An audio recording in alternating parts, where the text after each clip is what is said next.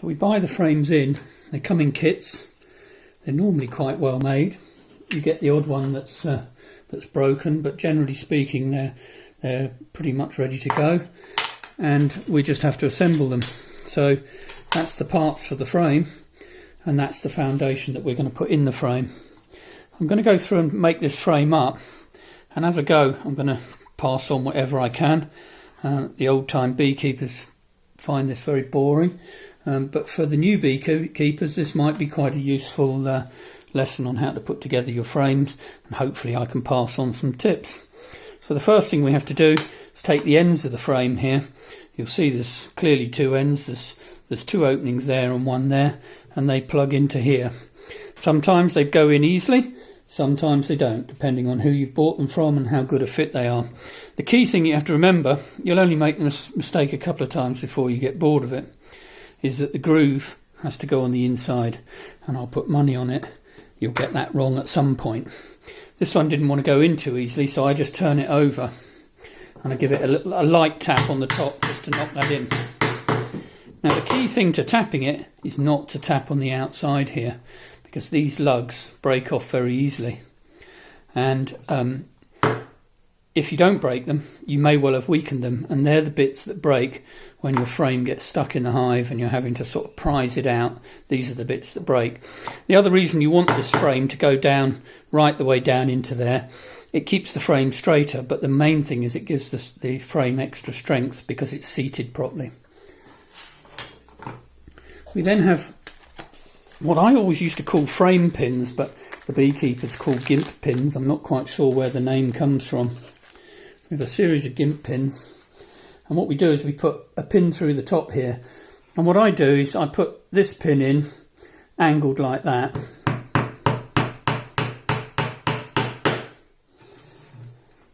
and this one in angled the same,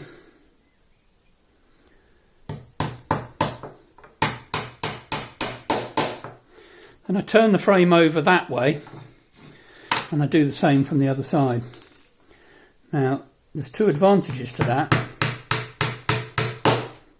The first is the pins are never going to meet each other in the middle, which is never a good idea. It's not a huge problem, but it just makes your job more difficult. But the other thing is, when you look down on the pins, they're covering a larger area in the wood, which makes them stronger. So with one pin going that way and another pin going that way, we've got a much larger area for those pins to exert pressure on. These top bars, bottom bars as they are, because they're upside down at the moment, just slot one in there. These are the important nails, because if your nail goes through into that groove, you won't get your foundation in later on. So make sure these ones are nice and straight, and we just knock in a pin either end. Now the trick here is, you see the nail going off true, stop. Don't be tempted to just keep banging it in, and have a pair of pliers ready. You can pull it out, put it in straight. Once you've banged it in and it comes out the side or into the groove there, much more difficult to get it out. And you'll see that there's a groove that's been pre-cut into here. You just break that out. Now, because I'm a bit OCD, I have to break off all the sprue. It's just one of those things, it kind of makes the bar go a bit crooked when you put it in, if not. So I tend to just take away all the bits in here. It's not a huge problem, but as I say, if you're a bit OCD. So on the foundation, you'll notice this is wired foundation, so this has had a wire put through it and heated so it sinks into the beeswax. And there's 2 hoops on the top, 3 hoops on here. And what you do is you bend the hoops and you put the 3 hoops onto the top bar. Now, sometimes, depending on who you get these from, sometimes they fit straight in. This one is such a tight fit that what will happen is when I put it in, it will bow like that. And that kind of messes up your comb when it's built. So the best thing to do is just take a tiny piece off. And the trick here is to take tiny pieces off. You can always cut another tiny piece off, but you can't add it back on. So you take a tiny bit off, and again, don't push down too hard there. It's very easy to squash the foundation.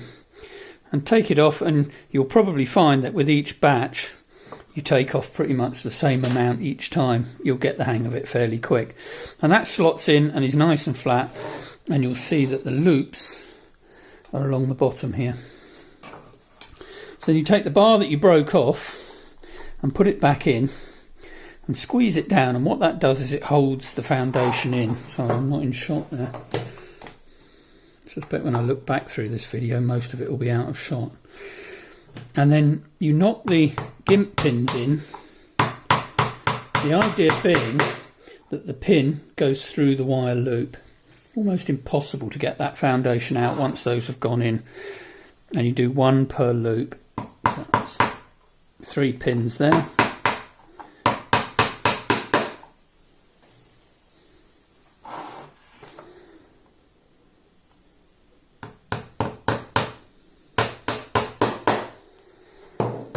That, and the last thing is putting that final bar in.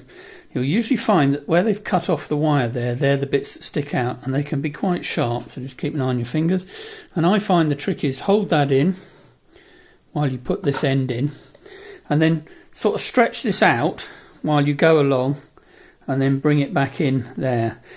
It's very easy to push it down and fold the foundation along here, which you don't really want to do. The other trick with the foundation is to try and keep it at the right temperature, because I'm in a conservatory at the moment, and if it was warm and sunny I'd be virtually pouring that in. It makes life much more difficult when the foundation's really soft. Likewise, if it's stone cold, it's difficult to do. These last pins not quite so important to get straight, because if they do go through that middle bar, your foundation's already in. And there we go, one finished frame.